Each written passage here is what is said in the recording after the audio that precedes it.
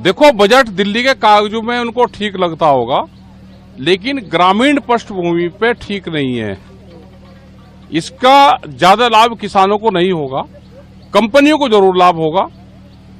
जो ऑर्गेनिक और natural farming की बात करी है, वो भी कोई न कोई एनजीओ, कंपनी, कोई संस्था वो इसको लेगी और वो कहेगी जी हम इतने किसानों को खेती करने सिखाएंगे ऑर्गेनिक।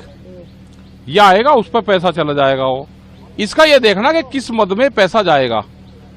डायरेक्ट किसानों को लाभ देना है तो उसकी फसलों की कीमतें देनी पड़ेगी, उसके लिए प्रावधान करना पड़ेगा।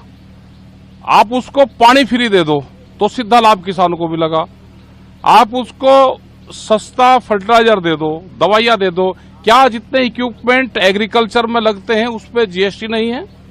आप उसको फ्री कर दो तो इक्विपमेंट कुछ सस्ते हो जाएंगे।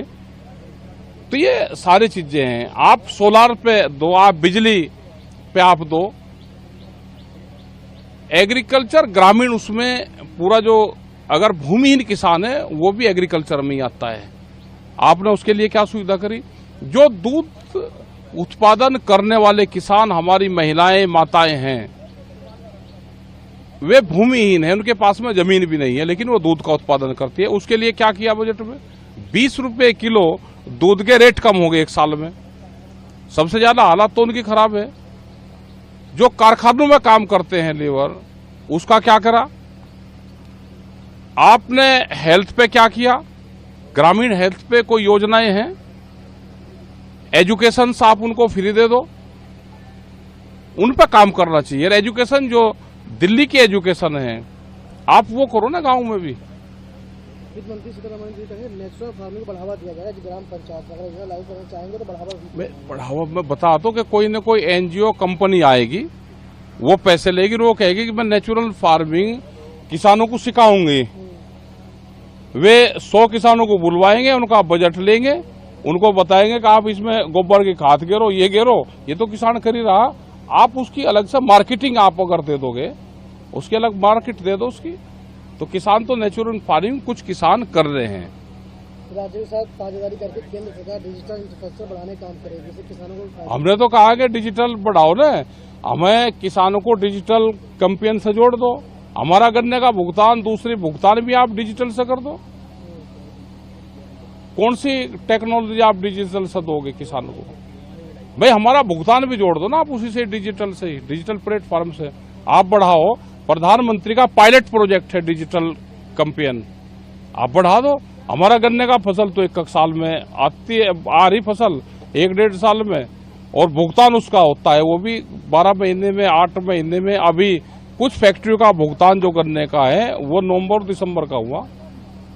कृषि और से जुड़े सेक्टरों को 1.52 लाख रुपए का प्रावधान दिया गया, ये कारगर साबित हो। अब कृषि में बहुत से सेक्टर आएंगे, आप कौन से सेक्टर में कितना फंड दोगे? आप कल तो ये भी कहोगे कि पुलिस को हमने इतना फंड दे दिया, उसकी तनख्वाह दे रहे हम। ये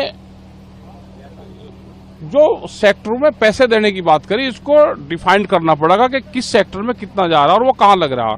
आप भाव देने की बात नहीं करते, सारी बात करते हो भाई एमएसपी गारंटी कानून दे दो। आप ये तो कहो कि हम सब फसलें हम खरीद देंगे, उसका नुकसान होगा तो हम भरपाई सरकार करेगी, उसकी कुछ नहीं कर रही। अभी बाढ़ आई, पूरा हमारा उत्तर प्रदेश और बिहार, बहुत हिस्से बाढ़ से प्रभावित हुए। क्या उन किसानों को लाभ मिल रहा है? नुकसान की कोई भरपाई हो रही है? वो नहीं हो पा रही है। सरकार 32 फसलों के लिए 109 किस्में की लॉन्च करेगी। नई किस्में लेकर आ रही, जिस तरह से क्लाइमेट चेंज हो रहा है वो उनका ठीक है कि उस तरह की फसलें सरकारें लेकर आ रही है, लेकिन उसमें जेनेटिकली मॉडिफाइड सीड नहीं होनी चाहिए, जीएम सीड उसमें नहीं होने चाहिए। फसलें तो हमारे वैज्ञानिक है, जो रिसर्च सेंटर हैं, क्या उसको फंड लोकेट किया है? उस पर कितना फंड जाएगा? उसके धीरे धीरे फंड काट रहे हैं ये सारे। क्या बाहर से किस्म लेके यहां पाएंगे? क्या वे हार्मफुल तो नहीं है?